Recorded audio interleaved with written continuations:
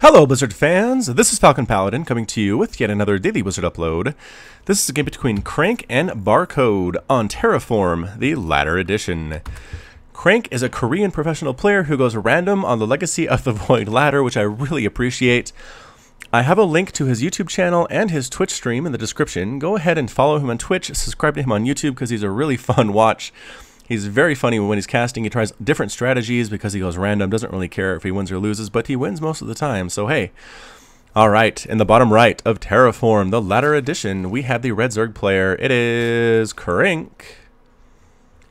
And in the top left of Terraform, the latter edition, we have the blue Terran player. It is Barcode. Neither playing, throwing out the good luck, have fun. Nobody's interested in being that friendly at this point, but we are going to go, it looks like a Reaper expand here for Barcode with the timing on the gas as well as the timing of this barracks.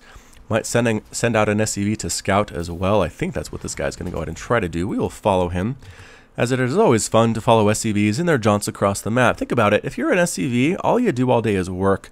You either mine and mine and mine, or else you're building a building all by yourself, which has just got to be a giant pain, right? Build this command center all by yourself, says the player who's controlling you. But every once in a while, they're like, you know what? Go on a walk. Go on a walk through the jungle, see what you can find. I'm going to tell you where to go, but it's nice and peaceful. You're alone. All your jetpacks just propel you. You don't even really have to walk. You get to scout things out. You get to see new places. You see what the Zerg player is up to. And yeah, check this out. Coming right on in, getting a perfect scout out. Nobody even tries to hit you with their little fangs.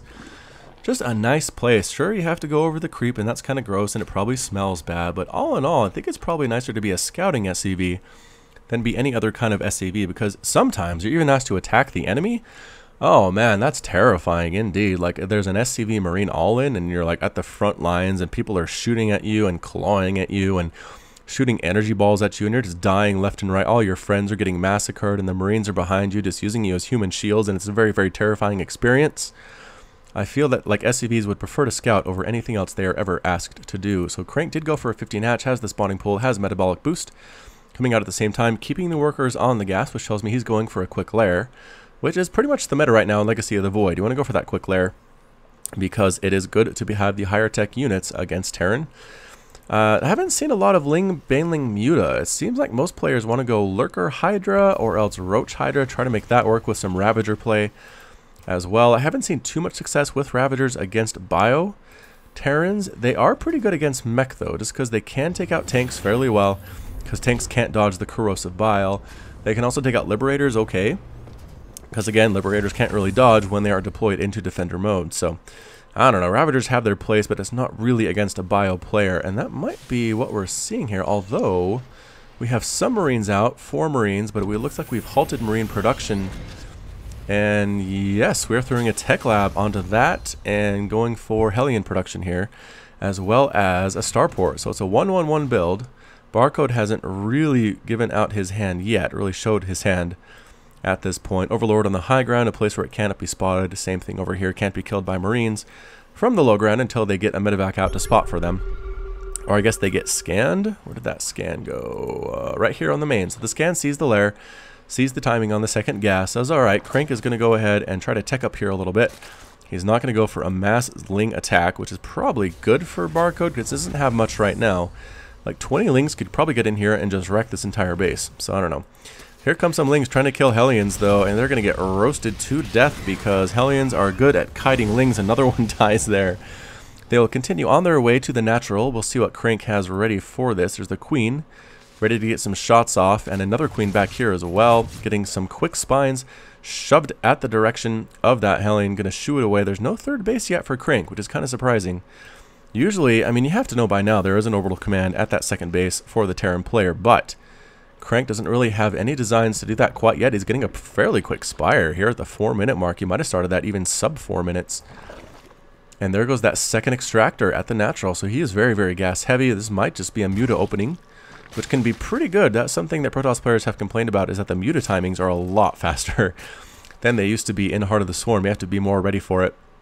Ah, here we come. Here we come with a tank drop harass from Barcode. It can be so effective in the hands of a good player who has good micro and just good game sense of knowing when to drop and when to attack. And here it comes right on in. boosting into the main base of CranK. I don't know that CranK's ready for it. He did spot it, though. He has an Overlord here about a second before he normally would have. Getting shots off on that Queen. The Queen is trying to take out trying to take out the medevac, but no, the Lings come running in and chase it away. That's a lot of Lings. The tank can't really land anywhere safely inside the main base with those Lings prancing about. And Hellions are just waiting for that third base to attempt to be taken, I think is the idea. Boosting out again, though, and kind of, gets a shot off. Kills 3 Zerglings there. The Zerglings are backing out again. Picks up, moves a little bit closer. And there is an Overseer scouting things out, but there's a Liberator ready to go as well. And the Mutas are the perfect answer for this Siege Tank harass. And I think Barcode saw those Mutas because he's boosting out of there as fast as he possibly can. None of this can shoot up. Medevacs can't shoot at all. Siege Tanks can't shoot up. And so we're going to get out of there before the Mutas actually take it down. Do we see it? Oh, CranK spots it. Coming right after this. There goes the medevac. There goes the tank. Huge explosion.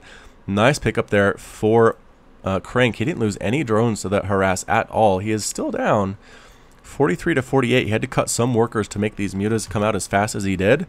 But missile turrets are being constructed in the base. More Liberators are on the way for Barcode. He knows how to deal with Mutas. Liberators do splash damage against Mutalisks. I don't think we've seen those in a ZBT for quite a while, so let's find one here. Liberator comes out with no armor, has 7 damage, 2 attacks on the Liberator missile launchers, does do splash damage as well, which is very nice. And Defender mode deploys into Defender mode. In this mode, Liberators inflict single target damage, 85 damage to be exact, to ground units, and Liberators in this mode cannot move. So interesting indeed. Just an excellent choice against air and units for Zerg. Just very, very strong this Liberator play is. Muta comes in here. The Mutaflock does manage to pick down a single supply depot. The Liberator's coming out to try to deal with this, but no, they just decide not to. They hang back. I don't know that 2 Liberators is enough to deal with this large of a flock of 7 Mutalisks, but if you get 3 or 4 Liberators, they do pretty well against fairly large flocks of Mutas because, again, of that splash damage. Ling comes down to check for the landing time on this command center, gets burned to death by the Hellions. That transform into Hellbats, making them that much better against Lings, even better than they were before. The third is planted now. Third is well established for CranK. Probably wants a 4th flying on in here, but there are Cyclones too. Whoa! Barcode is making use of everything Legacy of the Void, man. Look at this guy go. Cyclone, if you haven't seen this one before, does have Typhoon missile pods, 18 damage, range of 5. Terran vehicle plating, they do come with 1 armor there. This poor Overlord is probably going to die. And then this is the important thing. This is Lock On. This is an ability that locks the Cyclone's weapons on a target unit, dealing 300 damage over 14 seconds to ground targets and 240 damage over 14 seconds to flying targets. And it can even move while firing, which is the big thing. Not a lot of units in Starcraft can move while flying, or move while moving, or fire while moving. Wow, that's what I meant to say. Fire while moving. Mutaflock's getting pretty big, though, a little bit intimidating. They can take down missile turrets in a single bound. Going after what? What's the intent going to be here? Can't quite decide what to kill. Oh, actually going to try to snipe down these Liberators, doing a pretty good spread, not allowing the splash damage to kill too many of them. All the Liberators are now dead. Nothing up here can shoot up.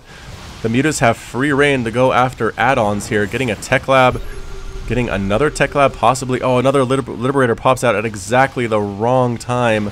Gets killed again by these Mutalisks. The Mutas are not worried at all. There are no Marines on the field. Widowmine shot comes out, does kill a Mutalisk. So the Mutaflock is being whittled down quite a bit here, but not too much. What is this? Hellion attack coming in, checking for the 4th base. There's not one. Hellions down here, checking for our 4th base here, and there is one. Not much to kill, though, as all these drones are now static defense, but they're going to probably try to go into the main. Oh, transferring drones. You're in so much trouble here. These ones got picked off, but these Hellions are blue flame. All these drones are going to die. Sending a small group here into the base at the natural. Oh, there is nothing here. No static defense whatsoever. The Hellions do get cleaned up, but 9 drones have been killed, 22 Lings as well throughout this entire game. These blue flame Hellions are going after an extractor, which is always a poor choice, and they get cleaned up by the Mutas. So it is essentially 4 base right now to 3 base. CranK's up to 82 drones, really macroing up behind that Mutalisk harass. He has a Hive coming at the same time, getting Glial Reconstitution and +1 missile attack, as well as +1 Carapace. He probably is transitioning into Roach Hydra here, which against this composition is pretty good, I'd have to say. You need Hydras against Liberators. They do pretty well in that situation. And all these missile turrets might be useless at some point. Not right now, though, because they're actually taking out individual mutas. One does fall, but that's okay. Backing on out, going to chase down these Hellions. They do have a move speed faster, a 5.6 move speed. Hellions, oh, a 5.95. Oh, Hellions are actually faster. It seems like the mutas are catching up, though. Might just be a thing about angles. Getting some shots off. One Hellion ends up dead. The other two are coming in here to this third base. Going to try to roast them up some drones. And they do get 2 of them before they get cleaned out there. So we've lost quite a few Hellions so far in this. 18 Hellions have died for 18 drones. I'm not sure if that's a fair trade. I know killing drones is very, very important as a Zerg player, but that many, I don't know if that is an equitable change there. Thors are moving out. +1/+1 on those Thors. Always nice to see. 4th base now coming down for Barcode, expanding as much as possible. Doing a great job of it for a meching player, to be entirely honest. Command center floating on over as well. The mutas are flying in, trying to see if they can deny this base. It's not here yet, but you will soon be able to be. There it is. Getting some shots off, but the Thors using their Javelin missile launchers, Liberators as well, coming in. Distracting are these Zerglings, but that is about it. Changelings flying on in here, or squishing on in here on the ground. Trying to pretend like they're part of the army, but guess what? There are no Marines in this army. Who do you think you're fooling? And they all get cleaned up. Barcode knows exactly what he's doing. No changelings in my army. I will not allow it. There is a Marine here. Are there more Marines on the field right now? Nope, just the one Marine, and this is inside a bunker. So any Marines that show up are not going to cause any problems for Barcode at this point. That actually might be interesting change to changelings, right? Is if they would actually turn into a unit that is part of the army. Right, like if it's a meching Terran, then you would turn into a Hellion or a Hellbat if you could do that. Another attack here with Blue Flame Hellions. All the workers were forced to be turned into static defense to try to keep this alive. A big swell of Roach Hydra coming down along the left side, though. And what is here to deal with it? A lot of Thors, Liberators. Defender mode could be a big deal here. These guys are still roasting stuff, but backing on out. I don't think the Roach Hydras are quite happy with their odds coming up against the entire army. The mutas finally do clean up these Hellions. Are we sure Hellions are faster? It looks really close to me. I guess the Hellion is definitely gaining or pushing additional ground there. A Greater Spire on the way for CranK, because why not? Pretty good creep spread here going along the bottom middle lane, top middle lane, all that kind of stuff. No 4th base, or rather no 5th base coming up for Barcode. Back in the Zerg base, we do have the Hive pretty much mined out here in the main base. Good job moving the drones out to different places. Muta harass here, taking out an armory. Those upgrades are going to be slowed down by quite a bit. There's a Viking here. Probably could kill the Viking if you wanted to. Repairs going down on that armory might actually save it. Roach Hydra kind of dodged this big mech push. They're going to try to take out this base. It is a planetary fortress. It might be difficult. This entire base, though, here for CranK is definitely going to die. The Hellbats, the Cyclones, the Thors, the Liberators, a Viking. Can we get the planetary fortress? Yes, enough DPS to actually kill it. The Mutalisks here with tons of kills, killing so many workers. A lot of SCVs have died so far. 21 workers for both players. Liberators haven't even really needed to use Defender mode yet. Blue Flame being used to take down the Queen. That's not something you see every day. So many drones are being roasted. Roach Hydra coming up here as well, taking out supply depots. I don't think Barcode's going to be supply blocked anytime soon. He has a lot of them. Widowmine shot actually killing a few SCVs here. Roach is right in that mineral line. Destruction and mayhem. The Greater Spire has been destroyed. 3 Corruptors in production somewhere, though. They might actually come out. Losing all the workers here. I don't know if there's any mining going on at all for Barcode right now. No, there is not. Meanwhile, CranK, I was going to say CranK had bases here, but he doesn't. These Hellbats cleaned up, absolutely. This base is still running more and more. Oh, Tibble Spire coming up. That's the tech of choice that CranK wants to try to win this game. It is a base race, though. They say do not ever base race a Terran player, but that's why CranK is getting a Corruptor or 2 or 3. Spines coming in, trying to take out these Hellbats, doing a pretty good job of it. Cyclone being used with a lock-on ability to kill an Overlord. All these buildings are going to fall. The ones that are flying away might not actually succeed. More and more factories getting destroyed. All these SCVs up top are just waiting for their deaths. Hatchery coming up here for CranK at the same time. This Cyclone does have 12 kills. Look at this, but Swarm Hosts? When did we get Swarm Hosts? Alright, so trying to go Swarm Host against this mech. I don't know if that's a good idea at all. But we're going to try to make it work. Getting chased by Blue Flame Hellions right now. I don't know how effective this is actually going to be the Hydras going to try to take out this planetary fortress by themselves. Probably going to lose 1 or 2 Hydras, but that is definitely a fair trade. Are we going to lose another Roach here? Widowmine shot comes out. Widowmine has 3 kills, no Overseers with this army. And here we are with Defender mode being thrown up. No mining going on whatsoever here at this base. We still have a very large mech army here for Barcode, trying to find additional bases, trying to take out Corruptors. Corruptors are trying to kill Liberators, but they all get destroyed. There's a lot of Vikings here. This last hatch, or second to last hatch for CranK. No, just kidding, he has hatches everywhere. He is not prepared to give up at this point. Checking, is there a base down here? No, there is not, but there are a lot of SCVs who are definitely going to die. Pretty good concave from these Hydras. Individual workers dying left and right. 7 SCVs left for Barcode. How many left after this next attack here? 2. 1 SCV left. 6 drones left for CranK. 2 of them are right here and are probably going to end up dead. Sadly for them. And sadly for all these SCVs that died. We are floating command centers right now. So like I said, I thought that CranK would keep a couple Corruptors around just to deal with the fact that they could lift off and fly away, but no, that's not what happened. So production tab doesn't really show much going on. The units tab does show what is left for each of the players. Hydra's trying to find a good spot where they can at least make this command center burn down. Yeah, looks like there's no happy spot where these command centers are out of range of Hydras. At least not if they have the upgrade here, a range of 6. Trying to bounce back and forth. They are slowly being burned down. I think this orbital command might be out of range for CranK. I don't think he can actually get to it, which is a huge problem for him. Using the swarm hosts and their free units, maybe to slowly whittle down this mech army that can't really replace his units at all. Production tab, we are making drones down at this base. Nope, just kidding. Where are we making drones? Here. Ah, what a bad place to make drones. Whoosh, they all get burned up and destroyed. The Hydras cannot reach these buildings at all. Production tab again shows us more drones in production at this base this time, but guess what? There is a Hellion here as well with 4 kills. Using Blue Flame, can take out every single one of these drones all by his lonesome. The Vipers can't attack air, so I don't know what this is about. Another hatchery being planted by CranK. Both of these command centers are going to fall. It's going to be very close. No, it's not. Nobody's coming to repair it. And kaboom! Going back to the units tab, there are 15 Hydras, 10 Roaches, and 6 Swarm Hosts available for CranK. He's trying to make this work, but be so careful, Roach Hydra. Oh, they see just in time. The big army is here. I don't think CranK can stand and fight this, but maybe he's going to try anyway. Another Swarm Host volley coming right down, going after those Cyclones, and they do get 1, which is alright, but look at this Defender mode being planted left and right, taking out a Liberator, Cyclone being used to kill a Roach there as well. This Widowmine is still here with 4 kills.